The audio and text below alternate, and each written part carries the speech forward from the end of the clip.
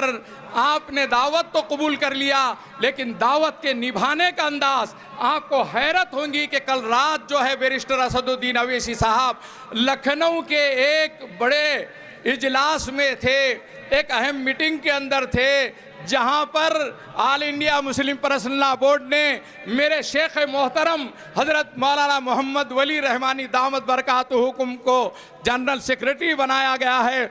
ऐसे मौके पर बैरिस्टर असदुद्दीन अवैसी साहब वहां मौजूद थे। हम सोच रहे थे कि कैसे ये सफ़र आसान होगा।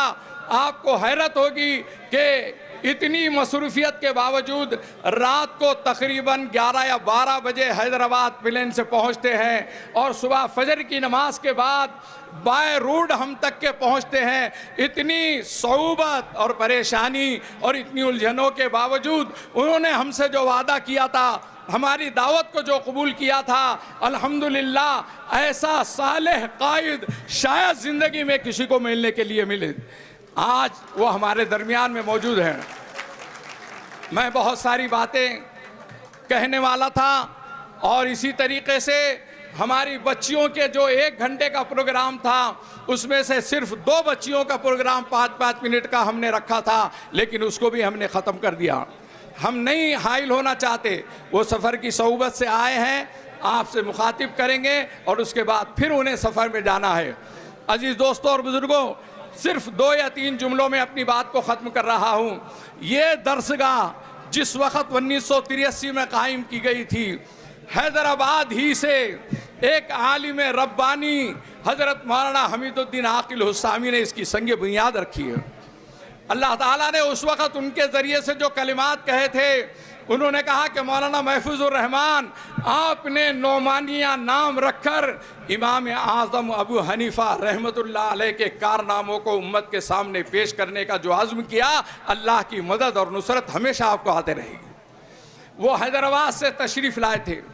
उसके बाद इस मस्जिद का संग बुनियाद आरिफ बिल्ला हाफिज़ इमामुद्दीन जो हज़रत जी मौलाना यूसुफ साहब रहमतुल्लाह अलैह के उस्ताद थे, मुस्तजाब दुआ थे, सिर्फ 6 महीने के अंदर ये मस्जिद को अल्लाह ताला ने तकमील फरमाया था।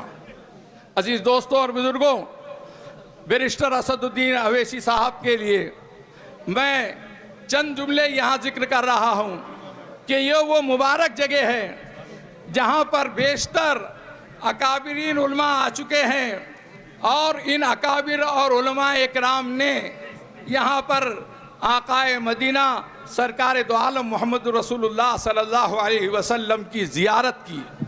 उन्हें ख्वाब में बशारत के तौर पर उन अहलुल्लाह को हुजूर पाक सल्लल्लाहु अलैहि वसल्लम ने फरमाया कि मुझे यहाँ पर एक अच्छी खुशबू महसूस होती है, इल्म की खुशबू महसूस होती है। दोस्तों और बुज़ुर्गों, ये वो मुबारक सरजमीन है, ये जगह है जो 2.5 एकड़ के अंदर 7-8 आलीशान इमारतें इस दीनी और असरी दरसगाह की बुनियाद रखी गई थी। आज हमारे पास 350 बच्चियां बोर्डिंग के अंदर है, जिसमें से 60 बच्चियां नोमानिया यतीम खाने के अंदर है। उन बच्चियों का जो नज़्म है, हैरत होगी आपको कि हम उन्हें 3 साल या 5 साल का कोर्स पूरा कराते हैं और अल्लाह ताला गैब से ऐसे नौजवानों को यहाँ पर भेजते हैं कि जो ख्वाहिश जाहिर करते हैं कि कोई यतीम और गरीब बच्ची होगी, उसे हम अपने घर की बहू बनाना चाहते हैं। चुनाते इन यतीम बच्चियों के शादी का तक के इंतज़ाम किया जाता है। और हैरत होंगी आपको कि जिस ज़माने के अंदर दीनी मदारिस के अंदर कोई असरी तालीम नहीं होती थी, उस ज़माने में 1990 के अंदर हमने नोमानिया उर्दू प्राइमरी स्कूल को शुरू किया। लोग हमें जैसे अल्लामा इकबाल को तान और तंज करते थे, उसी तरीके से कहने लगे कि ये काम तुम्हारा नहीं है, तुम तो दीनी मदरसा चलाया करो। आज अल्हम्दुलिल्लाह शमा से शमा जलती रही और हर मदरसों के अंदर इसकी ज़रूरत महसूस की जा रही है कि असरी तालीम भी होना चाहिए। इसी तरीके से एक काम को आगे बढ़ाते हुए हमने आज बैरिस्टर असदुद्दीन अवैसी साहब के हाथों, इनके दस्ते मुबारक से हम एक काम ये अंजाम देना चाह रहे हैं कि Al Falah MIF international Islamic school यहाँ आगाज़ कर रहे हैं, जिसमें बच्चों को इंग्लिश मीडियम की तालीम इस्लामी माहौल में दी जाएंगी इंशाअल्लाह। और मैं बहुत सारी बातें कहना चाहता था, लेकिन गर्मी की शिद्दत आप बर्दाश्त कर रहे हैं, मुझे खुशी है। अल्लाह ताला आप लोगों को जज़ाए खैर दे, आने वाले मेहमानों को जज़ाए खैर दे कि उन्होंने बहुत ज़्यादा गर्मी की शिद्दत को बर्दाश्त करते हुए हमारे बैरिस्टर साहब का इस्तकबाल किया, और मैं उनका ममनून व मशकूर हूँ। तहे दिल से उनका शुक्रिया अदा करता हूँ कि सफ़र की सऊबत के बावजूद वो यहाँ तशरीफ़ लाए, और ये काम मुमकिन नहीं हो सकता था जब तक कि हमारे हर दिल अजीज़ MLA इम्तियाज़ जलील साहब और सैयद मुईन साहब मेरे कामों के लिए मदद नहीं करते, उस वक़्त तक ये काम शायद हो सकता। इसलिए मैं उन दोनों का भी शुक्रिया अदा करता हूँ।